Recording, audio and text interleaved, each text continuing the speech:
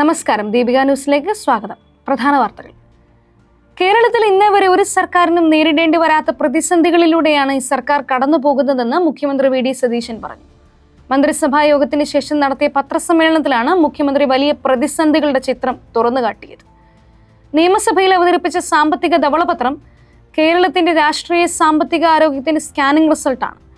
5.07 ലക്ഷം കോടി രൂപയാണ് സംസ്ഥാനത്തിന്റെ ബാധ്യത.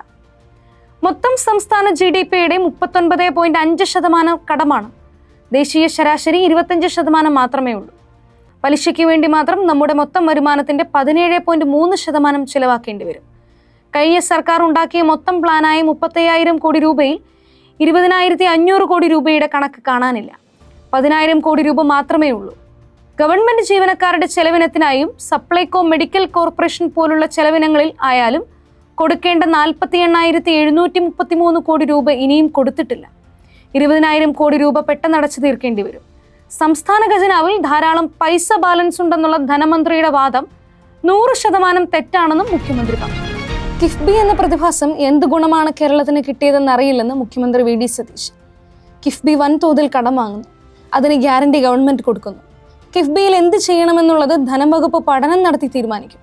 കിഫ്ബി ഉണ്ടാക്കിയ പ്രതിസന്ധികൾ മറികടക്കാനുള്ള മാർഗങ്ങൾ ഗവൺമെന്റ് പഠിച്ചുകൊണ്ടിരിക്കുകയാണ്.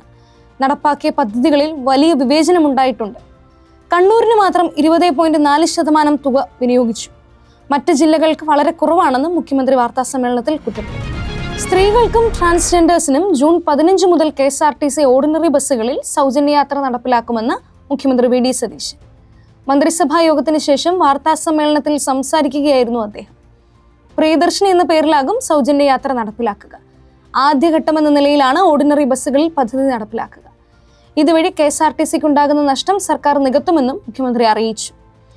മാസം 125 കോടി രൂപയാണ് നിലവിൽ KSRTCക്ക് പ്രതിമാസം സർക്കാർ നൽകുന്നത്. ഇനി 25 കോടി രൂപ കൂടി അധികമായി നൽകും.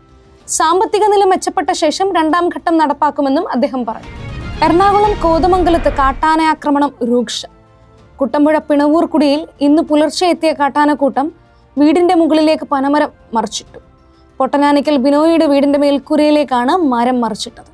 വീട് ഏതാണ്ട് പൂർണ്ണമായി തകർന്ന അവസ്ഥയിലാണ്. പുലർച്ചെ 3 ഒച്ച കേട്ട വീട്ടിലെ താമസക്കാരായ രാജൻ, ഭാര്യ അനിത, ഇവരുടെ 10 വയസ്സുകാരി മകൾ എന്നിവർ ഓടി രക്ഷപ്പെടുകയായിരുന്നു.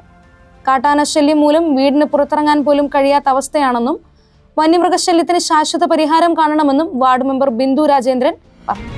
വധശ്രമ കേസിൽ പ്രതിയായ BJP വാഴോട്ടുകോണം കൗൺസിലർ സുഗതനെ കോടതി റിമാൻഡ് ചെയ്തു. ചൊവ്വാഴ്ച രാത്രിയാണ് സുഗതനെ വീട് വളഞ്ഞ് വട്ടിയൂർക്കാവ് പോലീസ് അറസ്റ്റ് ചെയ്തത്. ക്ഷേത്ര ഉത്സവത്തിനിടെ CPM പ്രവർത്തകനെ വധിക്കാൻ ശ്രമിച്ചെന്ന കേസിലാണ് അറസ്റ്റ്. സുഗതന്റെ മുൻകൂർ ജാമ്യം ഹൈക്കോടതി തള്ളിയിരുന്നു. BJP പ്രവർത്തകരും സുഗതന്റെ ബന്ധുക്കളും ചേർന്ന് പ്രതിരോധം തീർത്തു. ഇതേ തുടർന്ന് വട്ടിയൂർക്കാവ് SHO വിപിൻ ആകാശത്തേക്ക് വെടിയുതിർത്തു. വീടിന്റെ പിറകുവശത്ത് നിന്നാണ് കൗൺസിലറെ പിടികൂടിയത്. വൻ പോലീസ് സന്നാഹത്തോടെയാണ് സുഗതനെ പോലീസ് കസ്റ്റഡിയിലെടുത്തത്. ഏറെ നേരം ബന്ധുക്കളും പാർട്ടി പ്രവർത്തകരും ചേർന്ന് പോലീസുമായി വാക്കേറ്റം നടന്നിരുന്നു. സുഗതനെ രാത്രിയിൽ കണ്ടോൺമെന്റ് പോലീസ് സ്റ്റേഷനിൽ എത്തിച്ച് അറസ്റ്റ് രേഖപ്പെടുത്തി. ഇന്ന് രാവിലെ കോടതിയിൽ ഹാജരാക്കി റിമാൻഡ് ചെയ്തു. പൂജപ്പുര സെൻട്രൽ ജയിലിലാണ് സുഗതനെ പാർപ്പിച്ചിരിക്കുന്നത്.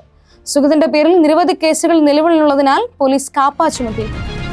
ഇറാനിയൻ കേന്ദ്രങ്ങൾക്ക് നേരെ അമേരിക്ക നടത്തിയ ആക്രമണങ്ങൾക്ക് പിന്നാലെ തിരിച്ചടിച്ച് ഇറാൻ. ബഹ്റൈൻ, കുവൈറ്റ്, ജോർദാൻ എന്നിവിടങ്ങളിലായുള്ള അമേരിക്കയുടെ 21 കേന്ദ്രങ്ങൾക്ക് നേരെയായിരുന്നു ഇറാന്റെ പ്രത്യാക്രമണം. ബഹ്റൈനിലെ 5th ഫ്ലീറ്റ് താവളം ഇറാൻ ആക്രമിച്ചു. ഇറാന്റെ ആക്രമണമുണ്ടായെന്ന് കുവൈറ്റും സ്ഥിരീകരിച്ചു. ജോർദാനിൽ അമേരിക്കയുടെ F-35 fighter jet hanger Iran ലക്ഷ്യം വെച്ചു. US-ന്റെ ഒരു MQ-9 ഡ്രോൺ തകർത്തുവെന്നും ഇറാൻ അവകാശപ്പെട്ടു. ബഹ്റൈനിൽ ഇന്ന് 2 തവണ മുന്നറിയിപ്പ് സൈറൻ മുഴങ്ങി. സുരക്ഷിത സ്ഥാനങ്ങളിൽ തുടരാനാണ് നൽകിയിരിക്കുന്ന നിർദ്ദേശം. അധികൃതർ നൽകുന്ന സുരക്ഷാ നിർദ്ദേശങ്ങളും മാർഗനിർദ്ദേശങ്ങളും പാലിക്കാൻ കുവൈറ്റ് സേന ആവശ്യപ്പെട്ടു.